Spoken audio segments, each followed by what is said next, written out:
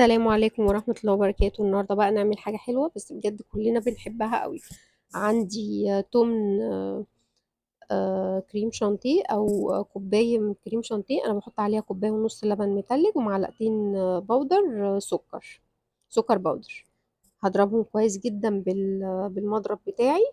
ولو عندك قشطة، بصي القشطة بقى بتودي الكريمة في حتة تانية خالص، بجد طعمها بيبقى رهيب، الكريمة بتبقى طعمها حلو قوي. ونضربهم كويس مع بعض زي ما انتوا شايفين كده، وهغطيهم بستريتش راب وهدخلهم التلاجة لحد ما اعمل بقى ايه بقية الطبقات بتاعتي. عندي بقى هنا بيضتين عليهم رشة فانيليا، هضربهم كويس جدا. وكوباية سكر، كوبايتين دقيق، كوباية لبن مغلي، ربع كوباية زيت، بيكنج باودر معلقة، ومعلقة كمان خل. تمام، انا هضرب هنا البيض مع الفانيليا مع السكر كويس جدا لحد السكر بتاعي ما يدوب كويس جدا. طبعا انا قبل ما ابدا ان انا اعمل الكيك بتاعي، انا مشغله الفرن على درجه 100، على درجه حراره 170.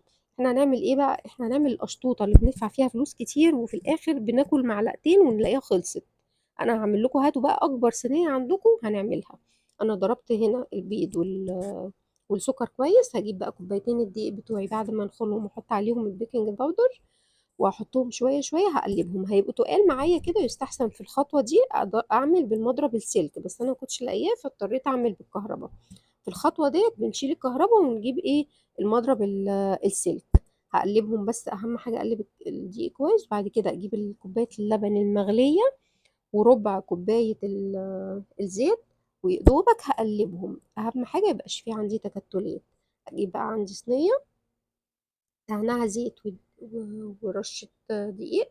معلقه الخل اللي انا حطيتها في الاخر دي معلقه الخل. الصينيه بتاعتي دهنتها زيت ورشيتها رشه دقيق، وهحط بقى فيها الخليط بتاعي. الكيك ده احنا عايزينه طبقه صغيره، فعشان كده انا عاملاه في صينيه كبيره والكميه بتاعته ايه؟ مش كتير. فعشان كده هو مش هياخد كتير في الفرن زي الكيك العادي. الكيك العادي مثلا لو بياخد نص ساعه معايا، ده ممكن ياخد ربع ساعه. تمام. ولما نيجي نفتح على الكيك نبص عليه، نفتح حته صغيره الاول، ما نفتحش الفرن على اخره. عندي هنا بقى كيسين جيلي مانجا. تمام، كيسين جيلي مانجا. كيس الجيلي الواحد بياخد كوبايتين ميه، كوبايه ميه مغليه وكوبايه ميه ساقعه. انا بقى هحط النص، يعني الكيسين المفروض ليهم 4 كوبايات، انا هحط لهم كوبايتين اتنين. كوبايه ميه مغليه الاول اقلبهم فيه كويس جدا لما يدوب عندي كويس، وبعد كده هحط كوبايه ميه ايه؟ عاديه، وهركنه على جنب ايه لما يبرد. اهم حاجه لازم يبرد. هجيب الكيك بتاعي بعد ما برد خالص، الكيك هنا عندي برد، وهجيب بقى ايه على قد ما هيشرب، كوبايه ونص، كوبايتين لبن. بص اللي فوق الوش دي قشطه، هخرمه زي ما شفتوا كده بالشوكه، وهسقيه اللبن بتاعي. وبعد كده هروح جايبه الكريمه اللي انا كنت عاملاها وحطها في التلاجة، هفردها على الايه؟ على الكيك بتاعي. تمام. افردها بقى كويس واسويها كويس من كل الجناب، تبقى كلها قد بعضها زي بعضها كده، بالسكينة بقى، بسباتيولا، بأي حاجة عندك زي ما تحبي. أهم حاجة إنها إيه؟ تبقى متظبطة في الصينية كلها. وبعد كده هجيب بقى منجاية كده كبيرة حلوة كده، أو منجايتين، أقطعهم قطع صغننة وأفردهم على وش الصينية بتاعتي. بصوا أهم حاجة إيه؟ نظبطها كده، هي مش هتبان أصلا يعني، بس عشان نسويها كلها تبقى زي بعضها.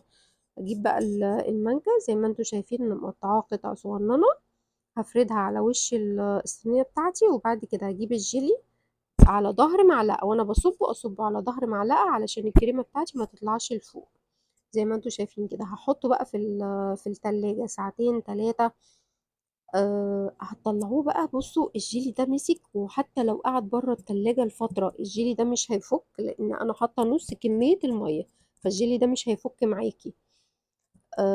بصوا بجد تحفة تحفة تحفة. الشوية بقى اللي بتقعد في التلاجة، يا سلام بقى لو انتوا عملتوها من بالليل وكلتوها تاني يوم، بتبقى طعمها أجمل أجمل بكتير لما بتتاكل تاني يوم. بجد لازم تعملوها كمية كبيرة يا جماعة قوي، غير الحاجات العينات اللي احنا بنشتريها من بره وغالية كمان، وبتتكلف معانا. وكمان انتي مش ضامنة، معلش دي حاجة انتي عاملاها في بيتك لولادك، عاملاها بايديكي، ضامنة نظافتها، ضامنة ان كل حاجة فيها كويسة. طعمها يا جماعة رائع رائع، لازم تجربوها في البيت.